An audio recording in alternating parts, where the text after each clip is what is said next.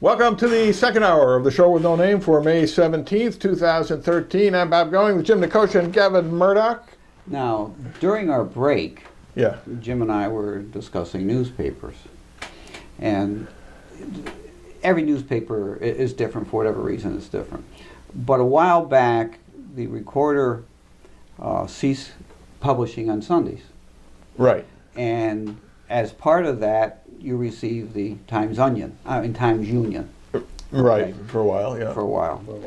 And then somewhere around the first of the year, you started getting an additional bill for the Sunday Times Union.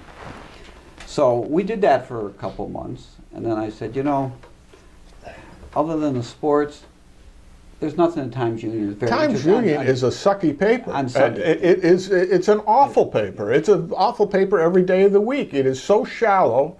You know, for a big paper in a major city, from the Hearst chain, it is amazing how that paper has dropped to nothing. Right. So that's why we got it for nothing for a while. Wow. So we got the bill we got a couple months ago. I paid it and I wrote in marker, cancel.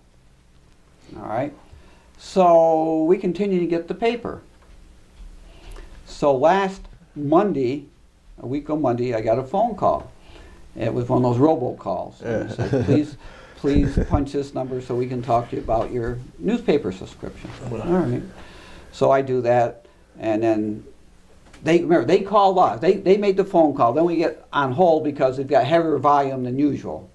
So I'm on the phone for about 5, 6, 7 minutes. With nothing happening? Nothing happening. And then I... But you are a patient man. Okay, all right. And then I got to talk to Leigh. She says, well, you know, you haven't paid your bill. I said, I did pay my last bill. And on my last bill, I wrote on it, cancel. So I appreciate the free gifts we've gotten for the last 2 months. I said, so please take us off. She says, okay. The next day, within 4 or 5 minutes of the previous day, I get another phone call, same thing. So, okay. So I go through it again. Oh, with a boy. lady. I say it's the same thing. We ceased it, we canceled it, you kept sending us free papers, thank you very much. And I said, it is not my policy to pay for things that I cancel and receive for free. So please don't call me anymore. Wednesday comes, I get another call. I said, same thing. I said, it's not my policy to pay for things we receive for free, but it is my policy to refer people who harass me on cancellations to my lawyer.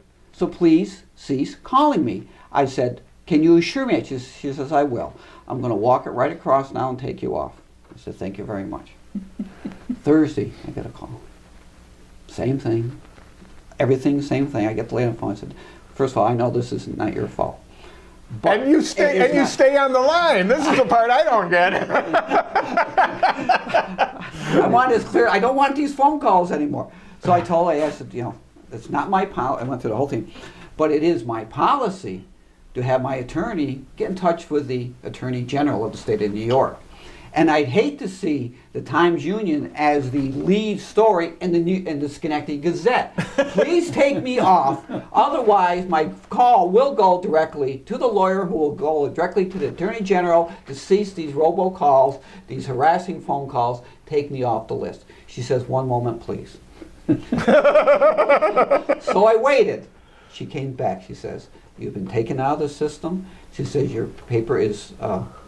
you will no longer receive our paper. I said, will I receive any future bills? She says, no, you will not receive any more bills. I say, thank you very much. So for 1 week, I've been phone free, call free. What, that's it? That's it. Oh, I Okay, thought for sure there was another part of it. No, four times. But you know, and after the first day, you know, the time I'm waiting because it's heavier time, I'm just getting madder and madder. You know, and I'm trying to think, what am I going to say? What am I going to say? And I said, all right, well, this, you know, because you always get these, when you talk to these people, you say, well, it's not our policy. Well, it's not my policy either. Right, so. Well, usually these people are paid minimum wage to make the harassing calls, and usually they're not from the... No. From the, I mean, you lucked out here because you were actually somewhere where they could walk across the hall. Yeah, well, that's what we hope. But a lot of times, the people collecting these things, like, Yeah. you know, I had a NIMO bill from my office, okay? after I closed the office. And they immediately ship it out to one of these collection firms, right? Yeah. Could be in Indiana.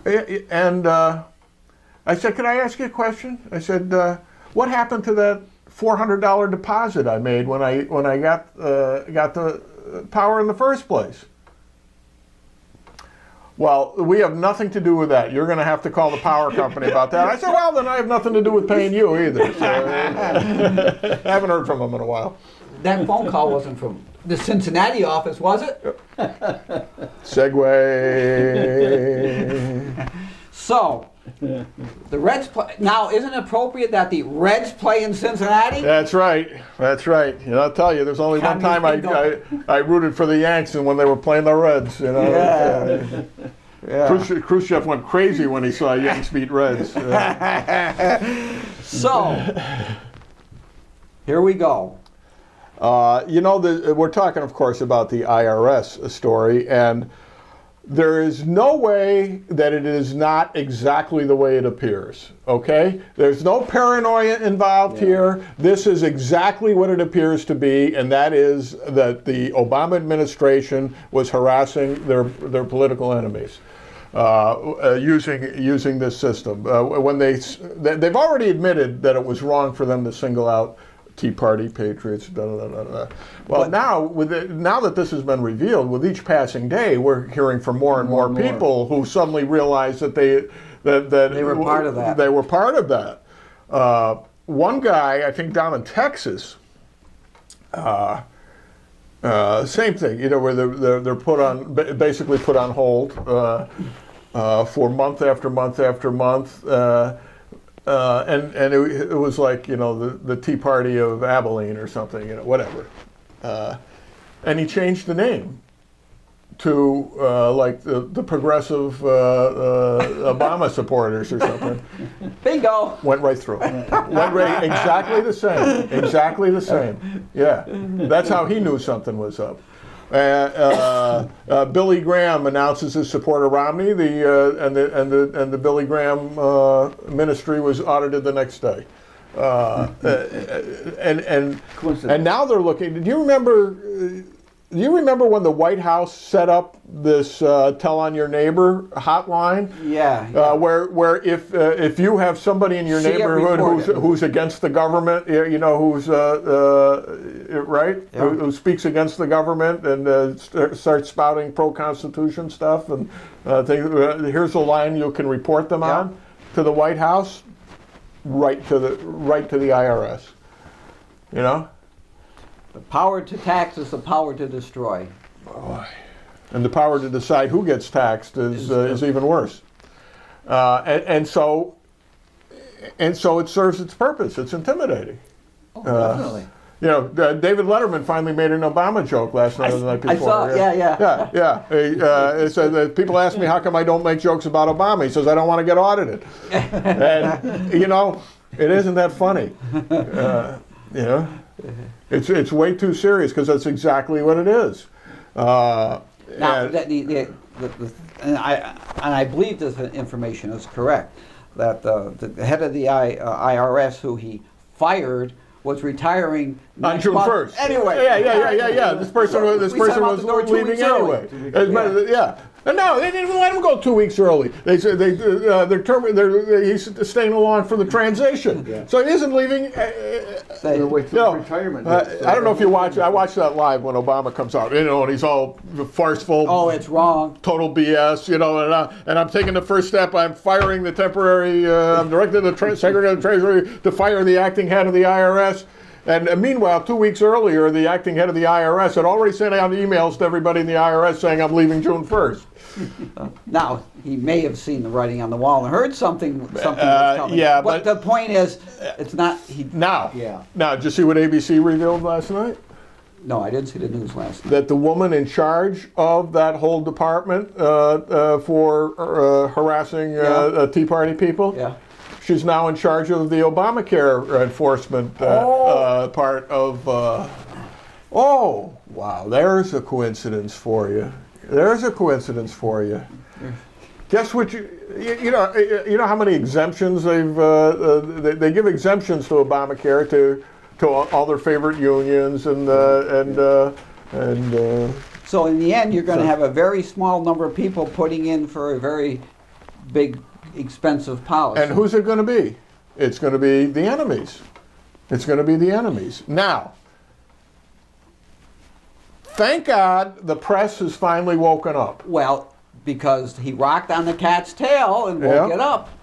Now, how stupid can the government be to harass the newspaper, harass the Associated Press? You know, yeah, that's, how arrogant. How arrogant. Because he figured we're doing it, it's okay, and it's not going to raise anybody's hackles. And we're talking about, you know, originally I thought this was under, you know, some kind of judicial warrant or something, but it's not. It's just subpoenas issued by the Justice Department themselves. Really? What happens if you don't answer those subpoenas? Well, you get audited, right? But the whole point of a subpoena means sub poena, which means under threat of punishment. In other words, if you don't answer this subpoena, you will be punished by a court of law. Well, except there's no court involved in this case whatsoever. So they're issuing these subpoenas with the full force and effect of the government. Well, so what's the punishment? Well, then you have to go to court. Wow. Well, it's intimidation. But it's intimidation. You're the telephone company, entirely regulated by the federal government. Are you going to? No. Take whatever you want. right. That's Lily Tomlin. She's a phone company. That's right. One ringy dingy, two ringy dingy. But you know what has happened is they had a news conference yesterday, and one of the reporters actually asked a very intelligent question and asked a very pointed, probing follow-up, which has not happened in the first 5 years of this administration. Right. They were trying to hold now they're trying to hold their feet to the fire, because they're the ones who've been disrespected. They got burned. And they're going. Even Chris Matthews is pissed off. Yeah. You know, and that I feel bad for Carney, because he's just getting thrown out there to the wolves, and there's nothing he can say. We're old enough to remember how Watergate dragged out, okay? And this has all the makings of that. Notwithstanding that we're talking about their candidate and not Richard Nixon, who they hated, they're starting to hate this guy because of the arrogance. Notwithstanding that he agrees with them ideologically on everything. Once you start setting the precedent of using the IRS to get at your enemies, and once you start collecting information on every single individual in the country, everything, was it Nancy Pelosi or somebody? Barbara Boxer, maybe. Somebody was bragging a couple of days ago how the Obama machine has information, knows everything about every person in the country, and how great that's going to be in the next election because they have all this information. Holy crap! You know? Talk about Big Brother. Yeah. Got big sister. And we're there, and they would say, well, you know, but nobody's ever. Baloney. These people are using it for exactly the purpose that we're afraid of, and that it's going to be. They're going to use it to harass and destroy their enemies. Now, I mean, remember, what's his name? Harry Reid getting up and saying, well, Romney hasn't paid any taxes in 10 years. Where'd that information come from? Yeah. One of the guys, one of his top people was listed by the Obama campaign as one of the evilest people in America, who only cares about the getting rich and avoiding their taxes, and then subject to audit the next day. You know. Now, it didn't start with Nixon. The Nixon's excuse for doing it was that Kennedy and Johnson did it before him, and that he was one of the people who was severely audited. He was targeted. He was audited continuously after he ran against Kennedy, which, of course, doesn't justify what he did whatsoever. I mean, but it shows that if you've got no internal morality, having the all the power of government at your fingertips with the right people in the right positions, it can be really dangerous. And I also think this, along with the other things that are going on in the country, have clearly demonstrated his lack of managerial ability. Yeah. He doesn't. Yeah. He's never had to be a CEO of anything, and that's what a governor is. It's a CEO Right. of the state, and the Right. president CEO of the country. He doesn't have the managerial wherewithal to do things. He does not, despite what he says, he does not communicate well with people that work with him or for him, No. because he's arrogant to the point that he thinks he knows everything and has no oversight of what these people are doing. Now, some of this may be directly as a result of him telling people to do things, or some of this may be a result of him not paying attention to what his people are doing and they've done it themselves. But nonetheless, after 5 years, I mean, he could dance for 4 years, and for 4 years you could blame it on the guy before. After 5 years, you are the guy before. Yeah. And I think those birds are coming home to roost right now for him. And all of a sudden, all his weaknesses are going to become very apparent. And you're going to see, I mean, look what he's done with his Attorney General. It's amazing stuff. Of course, the Attorney General is probably the worst Attorney General ever. And he doesn't, I can't, I'm not a lawyer, I can't, but I can't believe this guy doesn't have an understanding of the rule of law. None whatsoever. Or None the whatsoever. rule of law of accountability for the laws that you're enforcing. But it doesn't matter. Well, it's starting to matter. Because their arrogance shows through. I mean, he gets up before Congress, we're talking about the Attorney General, and says, I don't know. Why don't you? Well, I recused myself from the case. Somebody else made the, well, who made the decision? Oh, I don't know. Well, when did you recuse yourself? I don't know. Do you have it in writing any place where you said you're not taking part in this? No. And do you know who you would have told that you recused? No, I don't know. How can they? How can he last one day in office after a performance like that? If Obama wasn't arrogant, he would have said, "You're gone." Yeah, right. Goodbye. Okay? I mean, goodbye. You know, and we are a company. We are a country of forgiveness. We forgive your act, but we expect an apology Right. and an admission of Right. what you did. We forgive, Right. but Right. when you do this, we do not forgive the lie. Look, Calvin Coolidge takes office in the middle of the Teapot Dome scandal and all that other stuff, right? Including the raping of the Veterans Administration by a couple of crooks from his own party. He just walked in. You're out. Attorney General, that I'm replacing the crook that was there. You're going in and you're gonna fix all this, and they do, and they prosecute. And he gets elected overwhelmingly in his own right in 2004. You're right. People do forgive. But we don't forgive the lie. We Right. don't forgive it. We don't forgive the dance and the cover-up. Right. And that's and it's getting to the point where the Washington Post is giving the president big Pinocchios every day. And you know things must Hillary be Clinton. serious. Now there's the Benghazi thing is so incomprehensible in so many ways. It's worthy of Tom Clancy. You don't know what's really going on here, and I'm wondering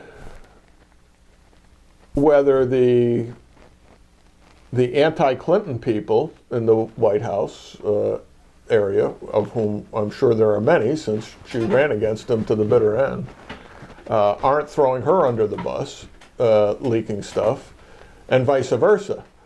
And this could, when the two of them start turning on each other, God knows what could happen. There's a lot of stones that can get overturned.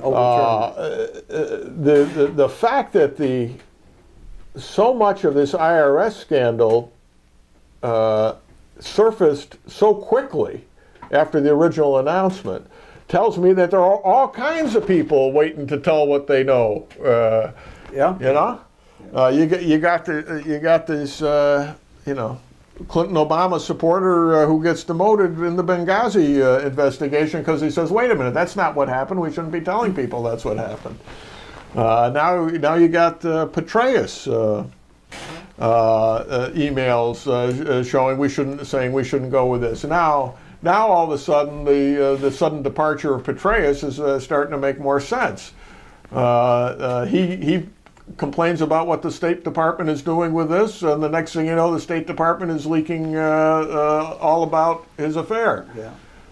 This has got to be the most porous administration ever, and I think part of it is because there's a greater recognition of the incompetence that exists. That's why they're doing this. I mean, if things are going along good and you got issues, keep it to yourself and work through it.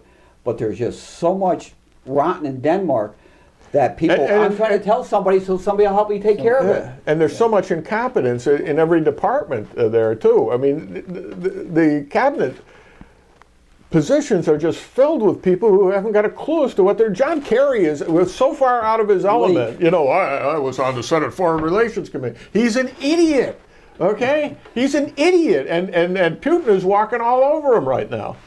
I think maybe we should elect him president. He knows how to run a country. Yeah, you wouldn't have any leaks, would you? But it's just amazing how, you're right though, the incompetence of the people that he's put in office.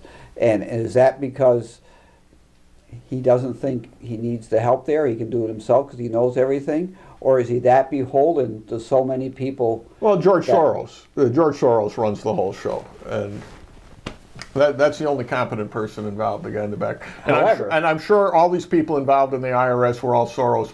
Soros's fingerprints are all over this if you look a little bit under the surface.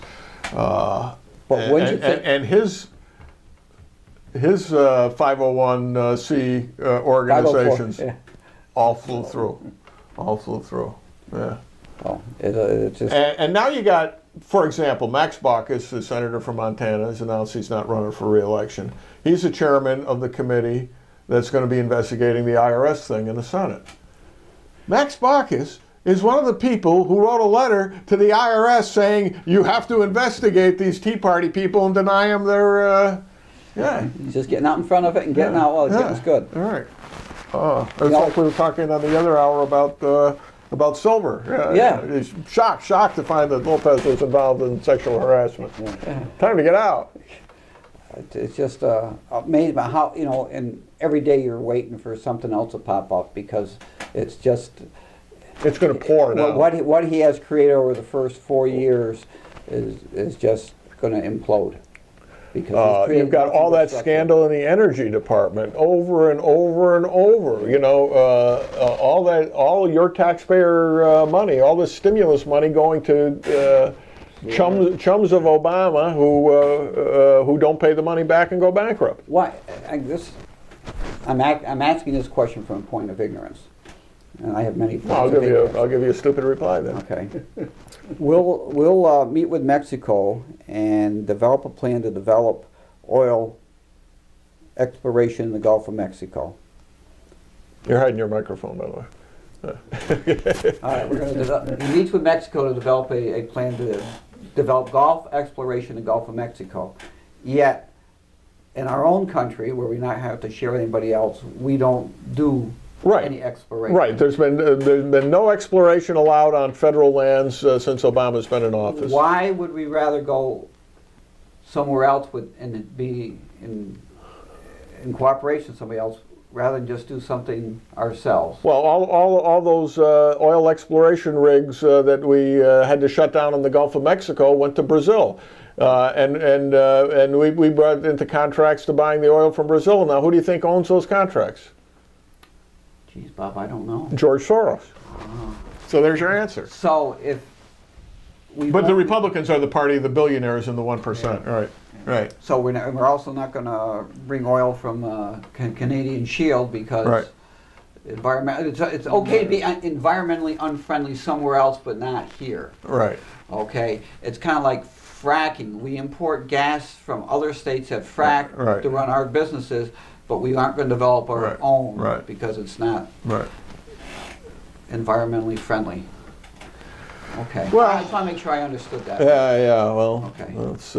Is that kind Meanwhile, of Texas, which is developing this stuff, is thriving. doing okay? They're doing And great. It's kind And of like, California, which just banned fracking, is going down the tubes. or Cape Cod because they don't want a windmill in their backyard. That's right. But we need to develop it and put it someplace else. Right, but not where it can be seen from the Kennedy compound. Okay, I just Yeah. want to make sure. Yeah. I thought that was right, but Yeah. I need that affirmation from you. That, Yeah, that's Okay. you got it. You got it All right. right.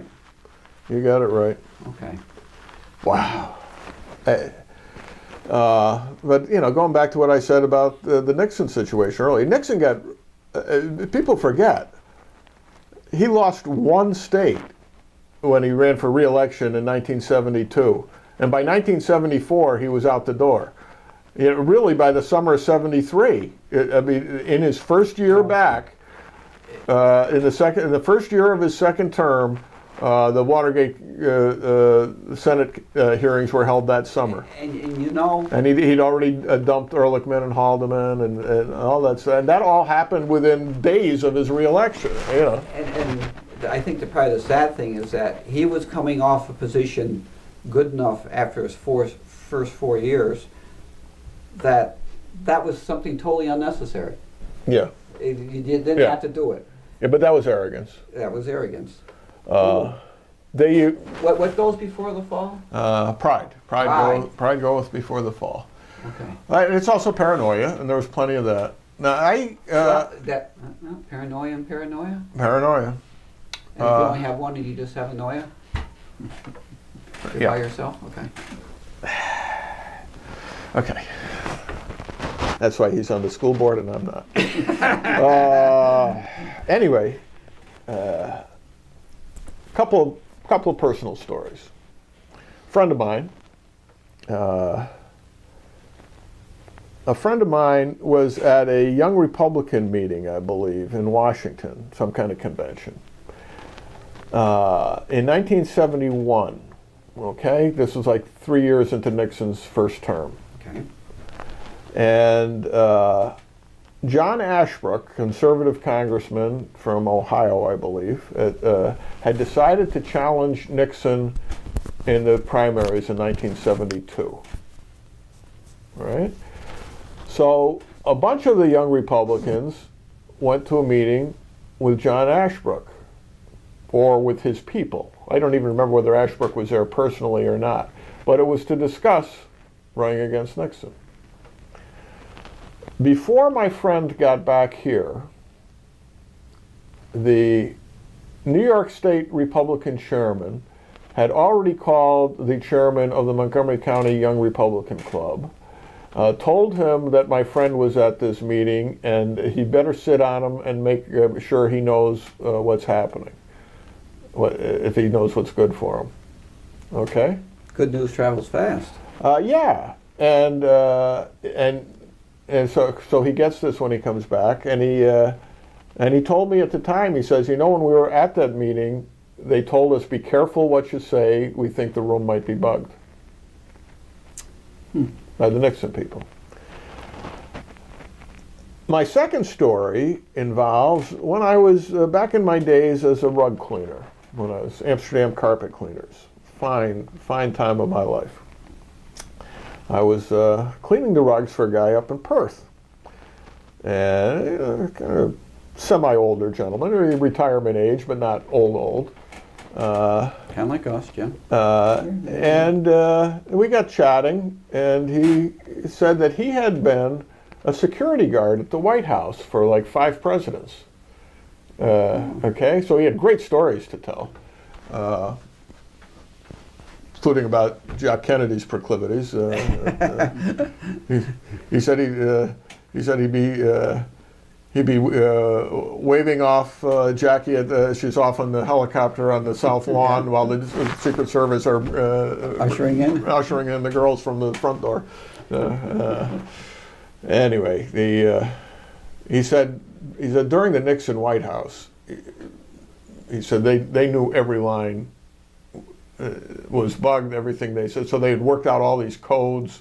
So when they talked to each other on the phone, it would sound like one thing, but it was something else. Like somebody said, "Did you get the New York Times this morning?" If the answer is yes, that means we're meeting for lunch at such and such a place. I mean, it was that clandestine. Yeah, that clandestine that they had to do things like that. But they knew it. They all knew this stuff was going on. They didn't know who was doing it or how, but they knew it was happening, and they didn't trust anything that was going on there. So you got to believe that this guy, when he's tracking every phone call made by by everybody who works for the Associated Press, that they're dead serious about that. And apparently they were doing the House of Representatives phones as well, that were accessible to the reporters, and that is. Let me tell you, when you start fooling around with an independent branch of government's facilities, that is scary stuff. I mean, that's like the last days of the Roman Empire, you know? Everything they do is questionable.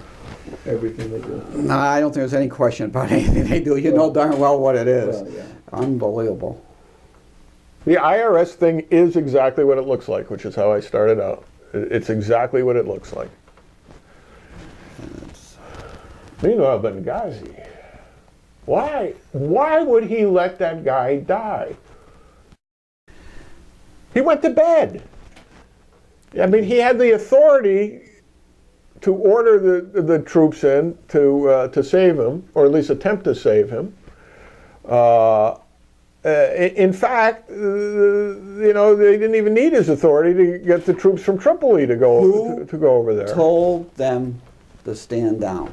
That's the question. They said where did that order come from to stand down? Who's the one that gave it to him? Yeah. You start with the lowest denominator, the guy who actually made the call, and work your way back up. Yeah, right. I mean, they know who made the call in the Benghazi area, not to send the CIA guys in, but he was the lowest level guy. But who told him not to? Yeah, who told him? Who told him? Yeah, it came from somebody. It sure did. It sure did. And what really was the ambassador doing there in the first place? The initial stories were that he was trying to clandestinely ship arms to Syria, to the Syrian rebels, probably through the Al-Qaeda people. And this looks a lot worse than Iran-Contra, frankly, which was kind of similar. Yeah, same thing but different. Yeah. And you let this guy be dragged through the streets, physically raped, and you go to bed and go to a fundraiser the next morning. What? And then you send Susan Rice out to lie about the whole thing. I mean, it's clear now to everybody that there never was an issue about the Muhammad movie involved in Benghazi. It was clear that it was clear at the time. Now, speaking of arrogance, he's planning on appointing Susan Rice as his national security advisor, which requires no approval of the Congress because it's a presidential appointment. It's a personal level position as opposed to a cabinet. Took all the bullets for him. Now she's got some IOUs for him. Look, you made me go out and get my ass handed to me, and. But what total freaking arrogance! That's the story on the people that were appointed to the Patriot, the Homeland Security detail, the Muslims. Is there a story there? Which Homeland Security detail? The Homeland Security Agency, or whatever it is. Right. They appointed devout Muslims to the. Well, the head of the CIA is a Muslim convert, converted by the Saudi royal family. He's one of them that said he was a devout Muslim. Yeah, he's a devout Muslim. Yes. Yeah. I've been trying to track down that story about the military funeral where they wouldn't let the Christian preachers there, but they brought in a Muslim preacher who, in Arabic, denounced the infidels. No. Yeah, and I'm thinking this can't be true, and yet I'm seeing it from pretty reliable sources. Oh, I didn't hear that. Yeah. Oh. Well, I see the good doctor in Philadelphia was convicted He was. of 3 murders. Yeah, yeah. I guess the 4th one, there was not eyewitness testimony to it, and I guess after they convicted him on the other 3, they finally agreed not to be hung on that one. But he was convicted of virtually everything, and They agreed not to have the death penalty on the table. that was interesting end to the whole thing. Because the death penalty was on the table and was about to go to the jury, they made a quick deal, no appeal, no death penalty, case over. Of course, at his age, by the time he was done with his appeals, he'd be dead anyway. So nobody really loses on that, on the deal. And of course, a great many of the right to life people aren't crazy about the death penalty either. So, But how he could even try to defend his actions in those cases? well, in fact, He did. I mean, how did he do it in his own mind? Yeah, but how? But legally, they put up no defense whatsoever. They didn't present a witness, didn't put him on the stand. They were just kind of hoping they'd find a jury that would think as he does, that if you ask for an abortion, you're entitled to a dead baby, no matter what. But you think this is unusual? I bet you they're still not inspecting the abortuaries in Pennsylvania. Because it's considered it's considered a denial of a woman's right to choose if you actually investigate these medical facilities where these practices are taking place. Yeah. And how egregious, not only what he did, but how he ran that place and the incompetent people he had doing things. And you know what? It's only poor Negro women coming in. What difference does it make? Yeah, that's what the... Okay. I'm sure that's exactly what everybody involved was thinking, including him and the people who should be doing the white people who should be doing the inspections. What difference does it make? Well, in the immortal words of Hillary Clinton. Yeah. Well, but if they went in and inspected and found the line closed down, there'd be all sorts of holy heck raised right. trying to That's shut right. this down. You Right. know. You were denying them. I mean, the whole look. I consider abortion the same at no matter what phase, but the total butchery involved in these late-term abortions. When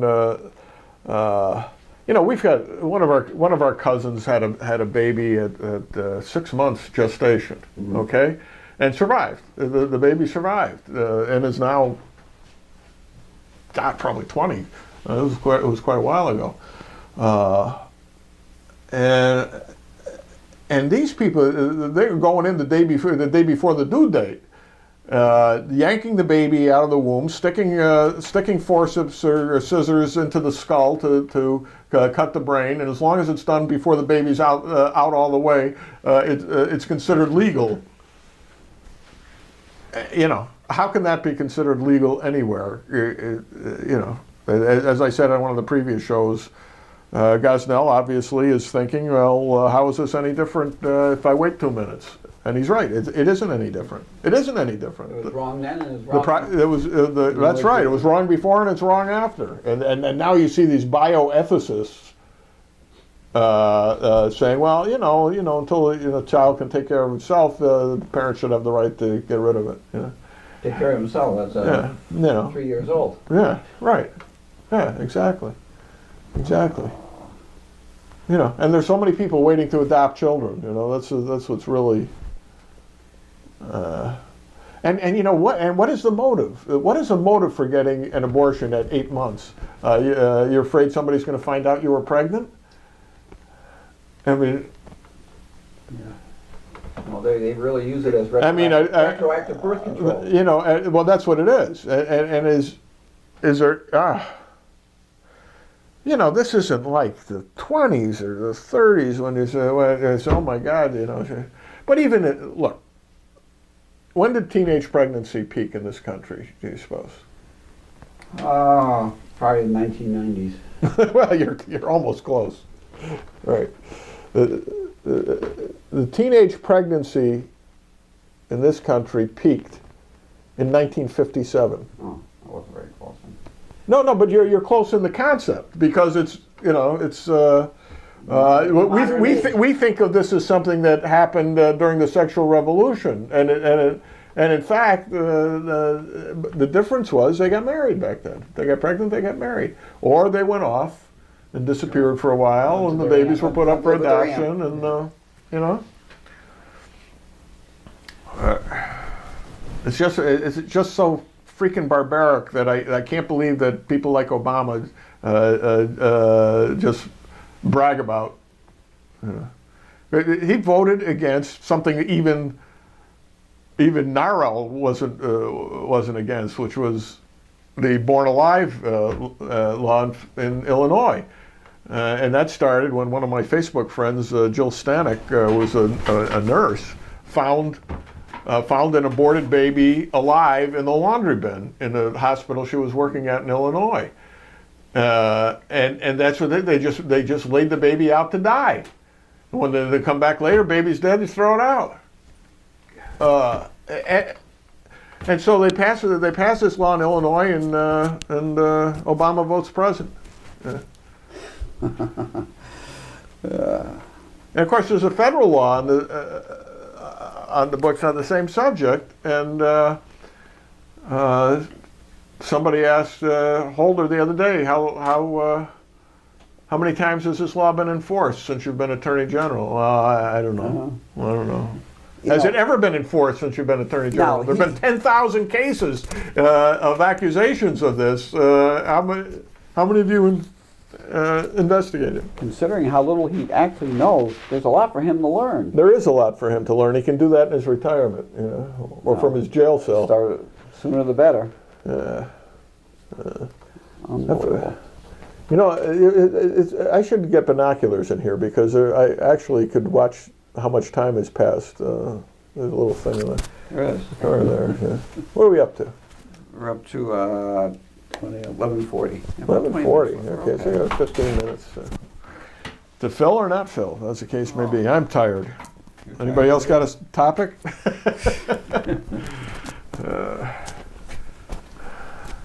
How about those Mets? Yeah, we could. They could be. They could. I was going to say They we could could appear as rehash, Boston. You couldn't tell the difference.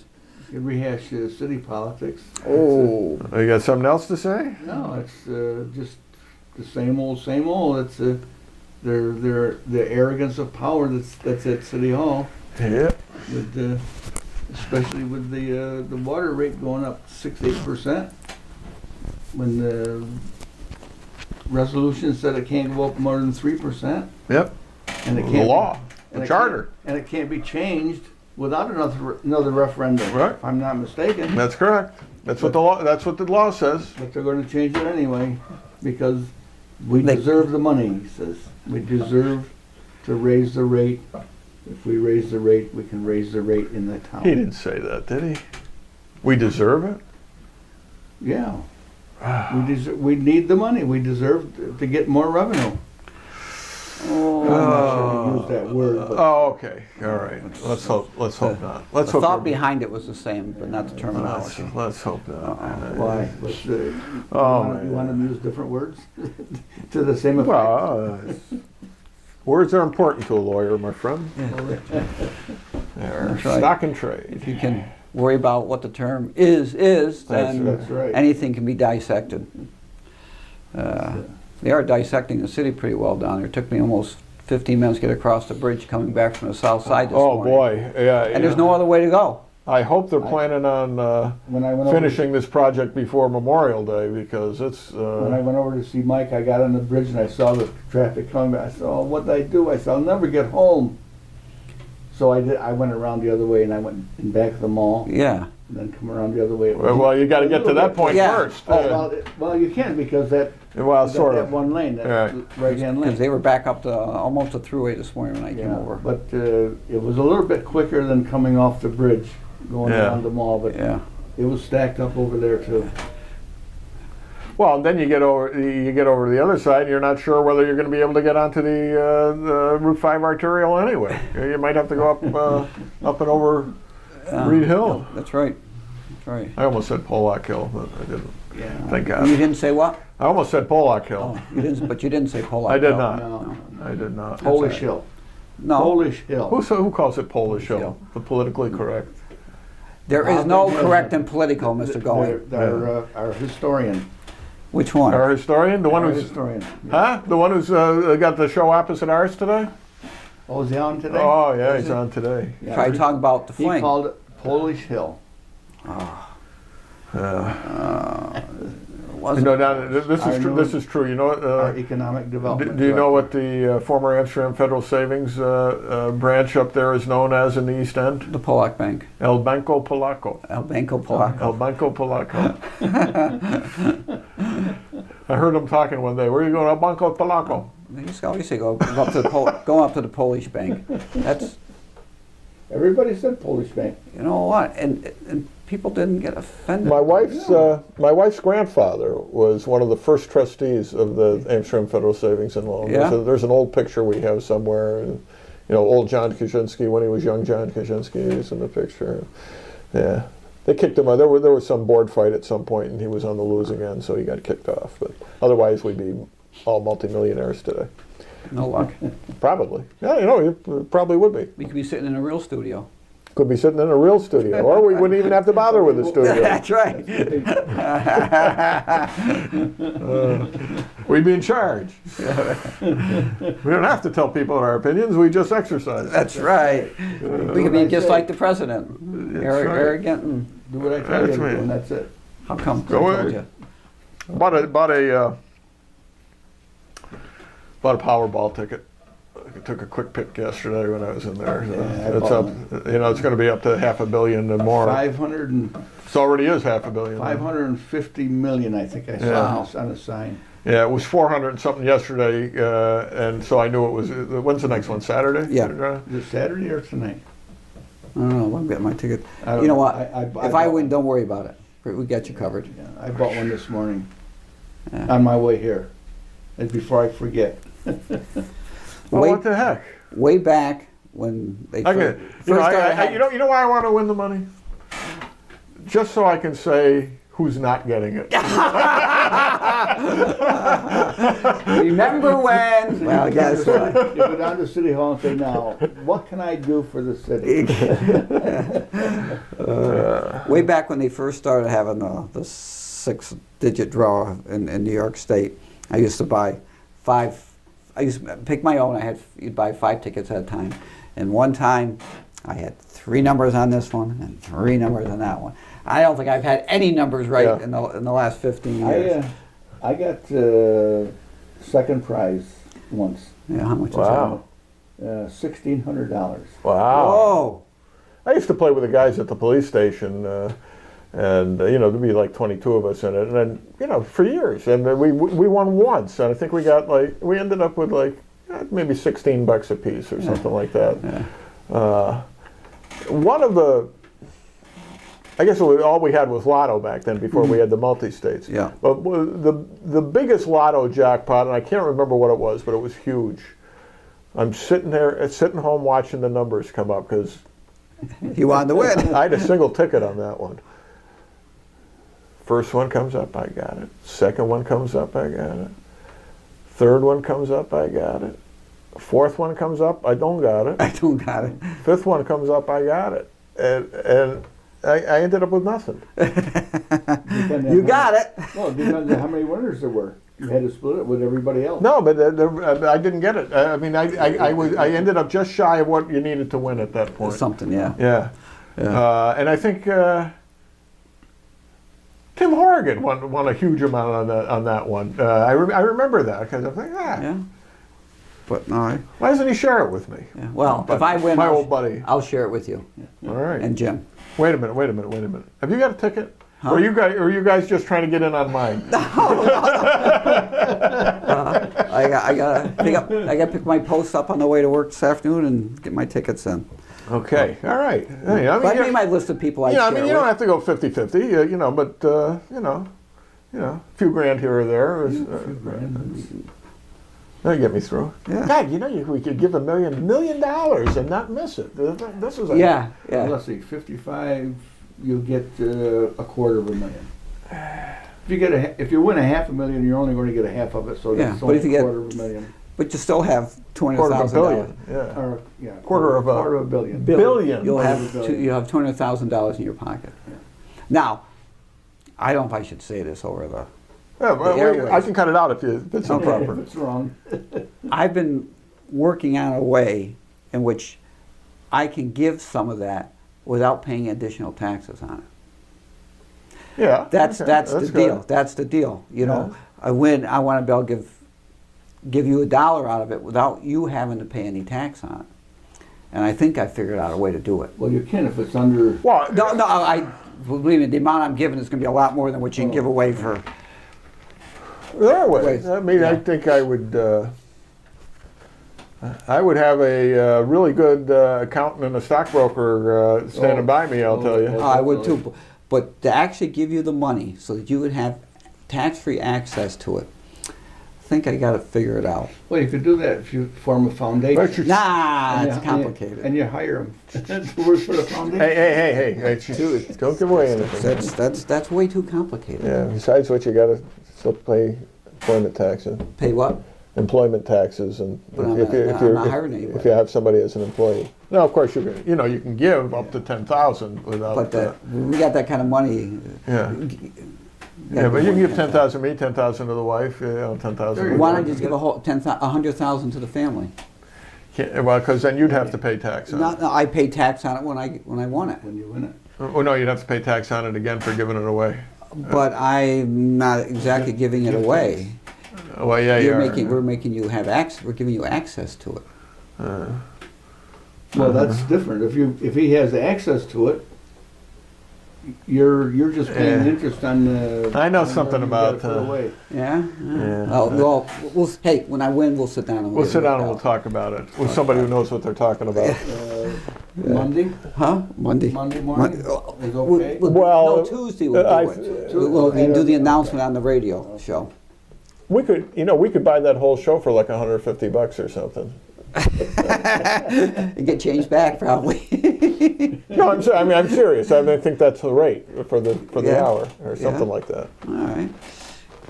Yeah, I was taking a look at the rate sheet when we were down there the other day. I think so. Maybe it's more than that. I don't think so though. Wouldn't that be cool? could do that. And you know, we don't have to rely on you anymore. We're buying the show. We're going to say whatever we want. Buy the show. Buy the station. What the hell? Hey, you can send him out to get the donuts for us. That's right. That's right. Maybe he'd get a coffee machine. Yeah, Joey, get us some coffee. Send Rebecca out. We'd have people. We'd have peeps. That's right. We'd have peeps. that could have peeps. We could probably arrange to open those side doors at the mall and have our limo drive right in, like they do when they used to do when they sold cars in there. Yeah. You know, and the limo deliver us right to the front door. Would be cool. Run over the joggers. Yeah, my legs are getting hurt. My legs don't feel good, so I need to drive. That's right. You know, when the mall was open. Rich Murphy, get out of the way. Get out of the way. When the mall was first opening, Bob Swire and I said, we got to open a business down there. And we thought about getting an Orange Julius stand down there. Probably a good thing we didn't. Somebody else did, and it went down. That's right. Actually, somebody else. some of my wife's relatives ran that one. Yeah. The pizza place is open. It is? Yeah, Where is it? New York Pizza in the mall. Where is it? Where all the pizza joints open and close. Up on the top there? No, on the bottom. On the bottom near Well, where cousin Ginny used to have her breakfast place, breakfast and lunch place there. Yeah, somebody. Closest to the west side. Yeah, the west Yeah. side. Oh, I've never been down the west side. I went by it the other day, and the guy was the door was open. And the guy was sitting in a booth, and There you go. I didn't know. Who knew? Oh, by the way, we were out to Emmy Lou's yesterday for breakfast, Yeah. and they've got all new booths in there. Really? Now, I don't know how long it hasn't been that long since the last time I was in there, so it's fairly recent. Who owns the building? I don't know. I don't know whether she bought the building or not. It was owned by the estate of the Texas Chainsaw Massacre lady there. Martinez? What was it called? Texas Barbecue? Yeah. Oh, yeah. Well, she didn't own it. Jan, yeah, she owned the building because, yes, the city sold it to her. Oh. Yeah, the city owned it for a while. A lot of people have owned it. Who owns is it Centro Civico owns the two diners down in the East End? No, I don't think so. Let's make something up, Jim. It was in the paper. I don't know, maybe a year ago or so that somebody had bought those two diners. Huh. Well, I think somebody's living in the building in the back. well, I could I be. think that's what they bought them for. Yeah. To use them as Oh, you have a residents. nice kitchen. Yeah. All right. That's about enough for today. Because I got to get over to the recorder to see the lovely Rebecca Webster to discuss my book, Where Do We Find Such Men? And where would you Robert find a Angoin. book like that? Well, tomorrow you're going to find it at the Saturday, which is probably when you're going to see this. It's at the Book Hound downtown from 10 to 4, where I'll be signing copies of it. Or if you don't want me to sign copies of it, they have it at the Old Peddler's Wagon, and of course it's available on Amazon. I guess Barnes and Noble's picked it up too, but I get a better cut at Amazon. But could you buy it at the Peddler's Wagon and bring it down and have you sign Oh, it? yeah, down oh, there, though? absolutely. That's not You'll sign a it problem. any No, place. several people have done that actually. They tell me they bought them at Peddler's Wagon. They're going to bring them down for me to sign, which is fine. That's okay. A sale's a sale. Sale's a sale, and I got a working arrangement with both entities, so everybody's happy with it. Very The good. heck, And we'll have to And buy it's the a Gazette great tomorrow. book. It's a great book. it is a great book. It And the is. stories inside I'm the book almost are done good, with too. it. I'm almost done with it myself. Have you?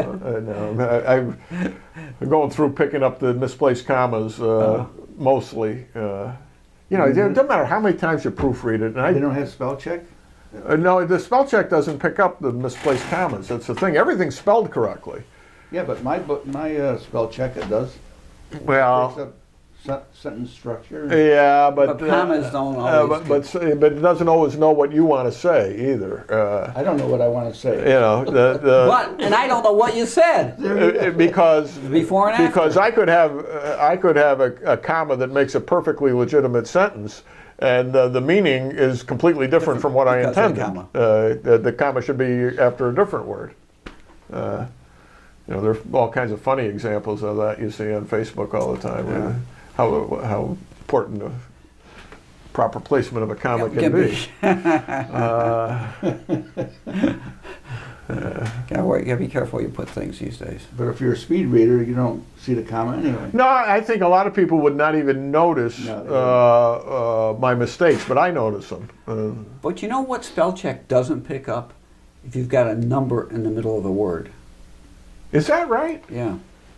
Huh. Yeah. Just ignores it? Ignores the word. There's nothing wrong with it. Just try sometime in your thing and put a number in the middle of something you spell and it won't pick it up. Wow. Wow, that's something to do in my spare time.